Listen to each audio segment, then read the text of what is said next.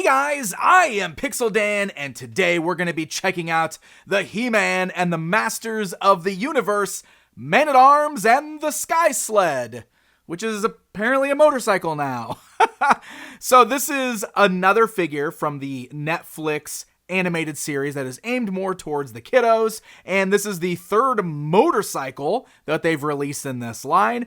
This one is interesting because it's paired with Man-at-Arms, and they named it the Sky Sled, and it definitely has some Battle Ram Sky Sled stylings to it, but it seems like they've just done their own unique thing. All of the motorcycles in this line, I think, were specifically just made as toys, not things that actually appeared in the series.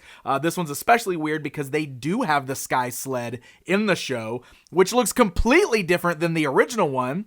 And then this looks completely different than that, and it's a little more closely tied to the vintage one. It's like so weird how all that works, but nonetheless, I'm excited to check this out and see how it is. So it's in one of those open box packages, so you can fully see and touch the toy right there in the box. When we rotate this around to the backside, it just shows you some turnarounds, shows you that he's got the power attack action feature. One thing I want to point out, though, is that the color scheme on the prototype on the back is so much better than what we got. You can see it's like this amazing, almost like metallic-y turquoise color. It is so cool. And the final one doesn't have the metallic look to it at all. It's more blue than it is anything. So always a bummer sometimes when you see like the prototypes on the back have such a better paint deco than what you end up with. But nonetheless, let's go ahead and get this thing pulled out of the box and get a closer look at it. All right, so we got it all opened up. Let's go ahead and start by taking a look at the Man-at-Arms action figure. Just in case you haven't seen any of these yet, the figures do stand in the 5.5-inch scale, just like the vintage action figures, just like Masters of the Universe Origins. However, these figures are a lot thinner, at least Man-at-Arms is. He-Man is like crazy huge and bulky, but Man-at-Arms is a lot thinner than a lot of the other characters, which is one of those things that really makes him different from the vintage toy line. Also, the fact that he is aged down, so he's not really a mentor figure in this series, and he's got this crazy Samus Aran Metroid style armor, which I already talked about in his main review. And I think that's one thing that's important to discuss here, is the fact that just like with He-Man and his motorcycle and Skeletor with his, the figure is the exact same figure. So if I just go ahead and bring in a comparison time right off the bat, here is the standard basic figure release Man-at-Arms, standing alongside the version that came from the bike, and you can see that the only difference is the paint deco. The other one is wearing the orange and blue, which is much more iconic for Man-at-Arms, and this new one is wearing a black jumpsuit with this sort of bluish colored armor there. So it actually takes away the Man-at-Arms look from him entirely. Like, if you just saw this figure, you would not know that this is supposed to be Man-at-Arms at all. So it's an interesting color scheme. I wish they would have decoed him a little bit differently maybe, but I think they just wanted to match him up with the Sky Sled there, the bike that he's got. Out of the box, you can see that it does have a little bit of a metallic look to it. It's definitely kind of got like that marbleized look to the plastic, especially in the bike. So it is a little shiny. It just doesn't look quite as shiny and metallic as that prototype on the back of the packaging. I will say that the paint deco is minimal but clean on Man-at-Arms. You can see he's got that clear face shield there. You can see the sculpt of the head underneath, which is really nice. It's also clear over here on the shoulder. I do like how there's like a glossy paint deco on this snake-like logo on his stomach there, so it actually stands out from the rest of the black bodysuit that he's wearing. But the paint deco is a bit more minimal than the basic release, which had some more colors you can see worked into the overall sculpt. The other thing that I'm a bit bummed out about is that this version doesn't include his weapon. There's no club with this. The He-Man with his bike still came with a sword.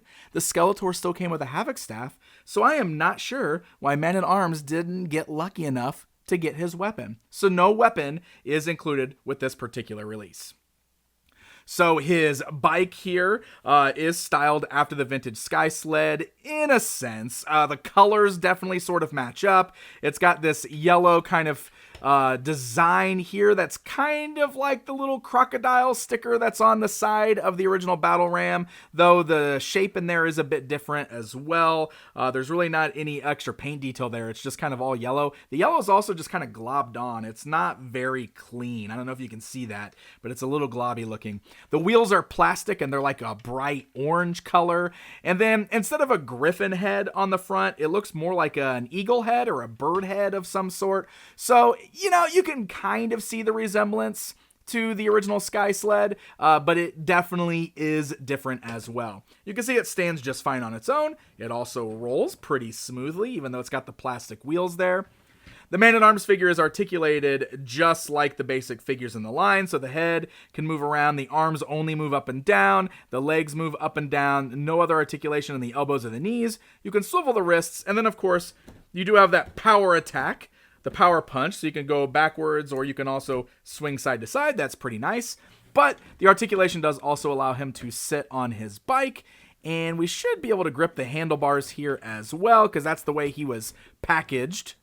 So his bike definitely is more the type where he leans a little bit more forward on there, but you can see he sits on the bike quite nicely. It's a pretty cool look. It's just quite a bit different for Man-at-Arms. In fact, let's do a little bit of comparison time. Here comes vintage Man-at-Arms rolling in on the original Battle Ram. What's going on, brother? But look at these two side by side here. This is what you can see, the similarities, of course, and the Sky Sled separates off the vintage Battle Ram. Here, come on, Man-at-Arms, let's pull this off here. There we go. So we got our separation from the Battle Ram. All right, see you, new Man-at-Arms.